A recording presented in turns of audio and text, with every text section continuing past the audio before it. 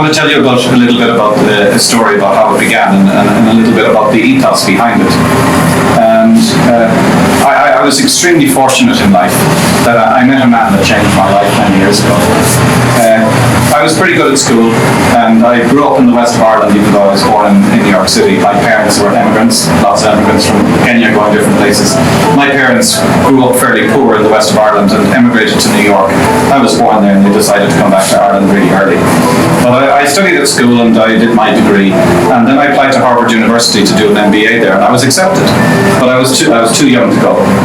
And they said, okay, we'll take you to Harvard, but you have to go and do something interesting for 18 months. So then I was saying, well, what am I going to do that's interesting enough for Harvard to approve of? But I knew of one man, and I didn't know him personally. His name was Chuck Feeney. He was an Irish-American guy from New Jersey, and he had been very, very successful. He was an extraordinarily generous man, and he had given money to my university in Ireland. Now, he was of interest to me because his second name was Feeney, and my grandmother was Feeney. I would love to have the fact that he was related to me, but he wasn't. But the fact is, because he had the same name, I said, oh, who is this guy? Anyway, I thought, and I wrote to him, and I said, I'm a young guy. I was in 23, 24. The average age of getting into Harvard was 26. And I said, if you put me under your wing for 18 months and teach me everything you know, I will promise you that I will go back to Ireland and I will create employment there. So it always goes down to the power of a letter. I always tell my young children and young people and anyone who will listen to me, a good letter is a very powerful thing. He rang me the next day, 10 o'clock. He said, he got on the phone, and I couldn't believe I was talking to who was one of the wealthiest people in the world. And he says, you speak well of yourself. That was the first thing he said to me. I said, oh my God, here comes. But he says, you speak well of yourself. But you know what? Come meet me tomorrow. Slammed down the phone. And I couldn't believe, oh my God, I just talked to Chuck Feeney. Anyway, I went in to see him. And the wonderful thing is that we became the best of friends. But the one great experience I had with Chuck was, have you ever come across duty-free shops? You know, when you're coming through airports and you have duty-free. So he thought up this idea in the 1960s. He went off to Asia and Japan and Hong Kong and Singapore, and he started these duty-free shops, and he made an enormous fortune. An incredibly bright guy, but very, very humble. And he is known today for having given away his entire fortune. He's 91 years of age. He lives in San Francisco in a 2-bedroom apartment, and he has no money left. Imagine that. But what did he put the money into? He put the money into education.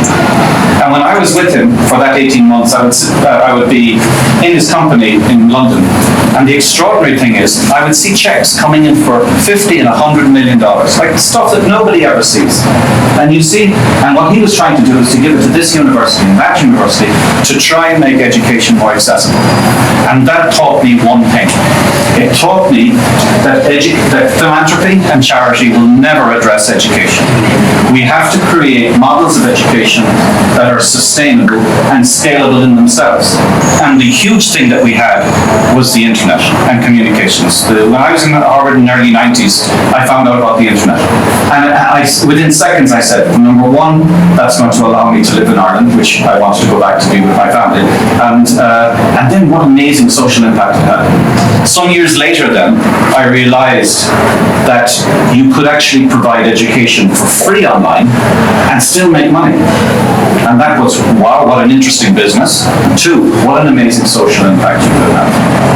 So that's what said to me back in 2005, 2006, saying, God, this is really possible, but you need to have scale.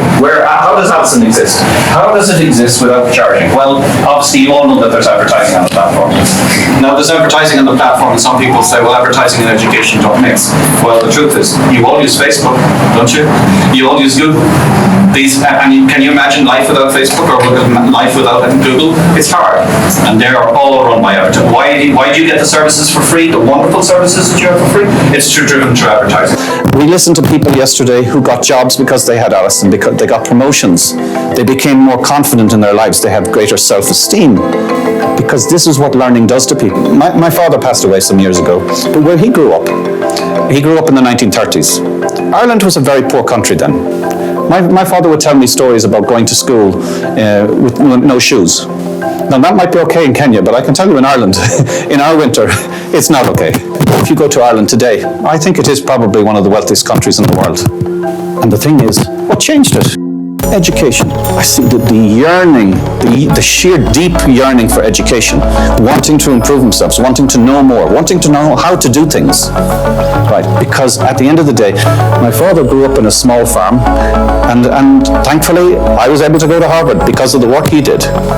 So I'm just saying to you that in a generation, in one generation, through education, you can see a country completely transformed. You are going to be amazed with what this country is going to do. But like, I just wanted to give you a flavour of where Alison comes from, why we started it, what we're trying to do. Even though we're 15 years old, we're only beginning. And you were part of the story. We need your help. So I'll leave it there, and thank you for listening.